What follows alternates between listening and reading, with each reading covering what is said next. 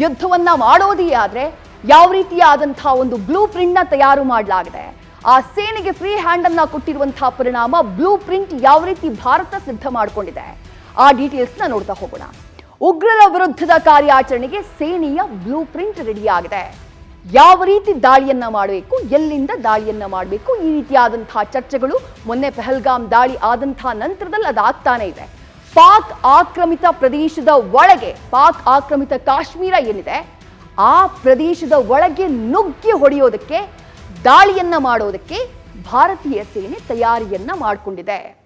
ಸಮಯ ಬಹಳ ಕಡಿಮೆ ಇದೆ, ಆದರೆ ಗುರಿ ಬಹಳ ದೊಡ್ಡದಿದೆ ಅಂತ ಹೇಳಿ ಮೊನ್ನೆ ಪ್ರಧಾನಿ ಮಾತನಾಡುವಂತಹ ಸಂದರ್ಭದಲ್ಲಿ ಹೇಳಿದ್ರು.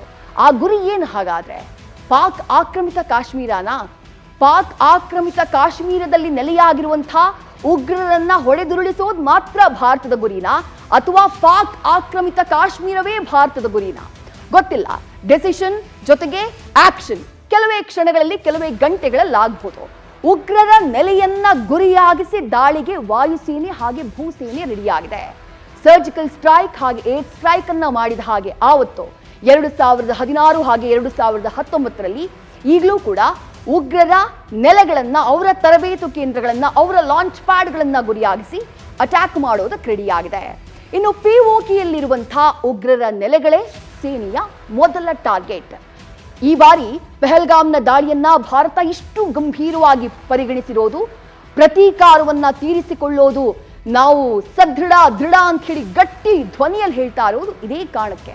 ಉಗ್ರರನ್ನ ಸಂಪೂರ್ಣವಾಗಿ ನೆಲಸಮ ಮಾಡಬೇಕು, ಮಣ್ಣಲ್ಲಿ ಹೂತ್ ಹಾಕ್ಬಿಡ್ತೀವಿ ಅಂತಂದ್ರು ಪ್ರಧಾನಿ ನರೇಂದ್ರ ಮೋದಿ. ಅದೇ ಸೇನೆಯ ಮೊದಲ ಟಾರ್ಗೆಟ್. ಇಲ್ಲಿವರೆಗೆ 46 ಉಗ್ರರ ನೆಲೆಗಳನ್ನ ಪಾಕ್ ಆಕ್ರಮಿತ ಕಾಶ್ಮೀರದಲ್ಲಿ ಭಾರತೀಯ ಸೇನೆ ಗುರುತಿಸಿದೆ. ಈಗಾಗಲೇ ಉಗ್ರರ ನೆಲೆಯಿಂದ ಉಗ್ರರನ್ನ ಶಿಫ್ಟ್ ಮಾಡುವಂತಹ ಕೆಲಸವನ್ನ, ಉಗ್ರರನ್ನ ಕಾಯುವಂತಹ ಕೆಲಸ ಮಾಡ್ತಾ ಇರೋದು ಪಾಕಿಸ್ತಾನ. ಈಗ ಎಲ್ಲಿ ಭಾರತ ದಾಳಿ ಮಾಡ್ಬಿಡುತ್ತೋ ಅಂತ ಹೇಳಿ ಅವರನ್ನ ಬೇರೆ ಜಾಗಕ್ಕೆ ಶಿಫ್ಟ್ ಮಾಡಿರುವಂತಹ ಮಾಹಿತಿ ಕೂಡ ಇದೆ.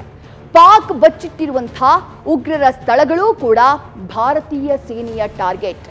ಎಲ್ಲಿ ಉಗ್ರರನ್ನ ಬಚ್ಚಿಟ್ಟಿದ್ಯೋ ಆ ಜಾಗಗಳನ್ನ ಕೂಡ ಪತ್ತೆ ಮಾಡಲಾಗಿದೆ ಅನ್ನುವಂಥ ಮಾಹಿತಿ ಇದೆ. ಭಾರತೀಯ ಸೇನೆ ಉಗ್ರರ ನೆಲೆಗಳನ್ನ ಪತ್ತೆ ಹಚ್ಚಿದೆ.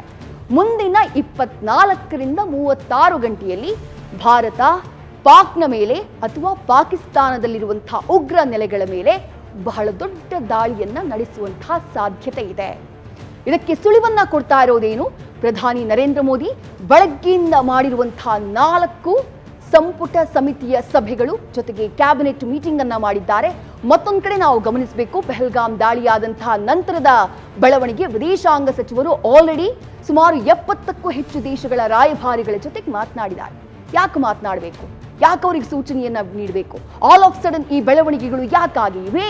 ಆ ದೊಡ್ಡ ದಾಳಿಯ ಸಂದೇಶವನ್ನ ನೀಡ್ತಾ ಇರೋದು. ಇವತ್ತಿನ ಮೋದಿ ಸರಣಿ ಸಭೆಯ ನಂತರ ಸೇನೆ ದಾಳಿಯನ್ನ ಮಾಡುವಂತಹ ಸಾಧ್ಯತೆ ಇದೆ.